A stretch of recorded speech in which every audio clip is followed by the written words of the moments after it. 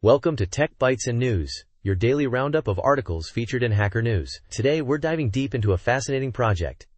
Data scraping League of Legends replays, the hard way, for fun. It's a wild ride.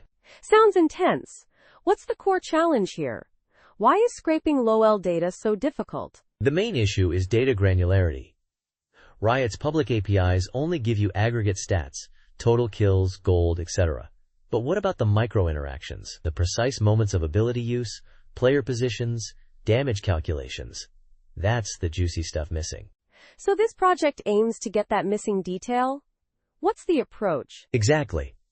This project reverse engineers the game's replay files, the ROFL files. Think of it as cracking the game's secret code to unlock its hidden data. They're encrypted, compressed, and the format is undocumented. Wow, that's hardcore. So how does the process work, step by step? First, you grab the encrypted replay. Then, you decrypt and decompress it. The data is in packets, each with a timestamp and type, any language. An emulator is used to process these packets, converting them into structured JSON. It's like translating an alien language. An emulator?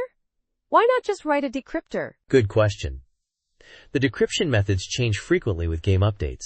The emulator makes debugging those changes much easier. Plus, it handles the decrypt access release cycle to thwart memory scanners, a clever security measure. Clever. So what kind of data does this process extract? Oh, tons. Precise player positions, ability usage timestamps, damage amounts, even when champions are hidden in the fog of war. The example JSON shows millisecond-level detail on events like spellcasts, attacks, and state changes. It's incredibly granular. That's amazing.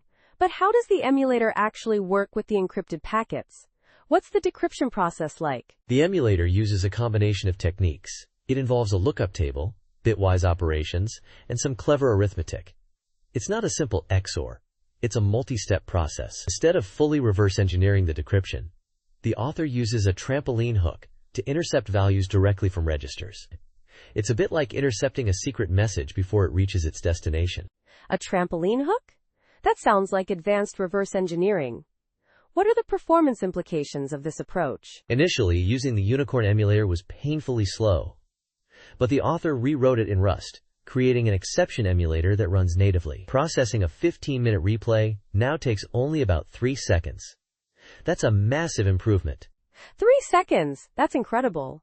What are some of the other interesting aspects of this project? Well, the author also identifies some potential optimizations Riot could make to their replay format. Things like removing redundant packets, using variable length integers for compression, and merging similar packet types. There's a lot of low-hanging fruit there for improved efficiency.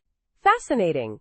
So what's the overall takeaway here? This project demonstrates the power of reverse engineering and the potential for creating high-fidelity datasets from seemingly inaccessible sources. It's a testament to ingenuity and a great example of how detailed data can unlock new possibilities in game analysis and AI development. It's a truly impressive feat of technical skill.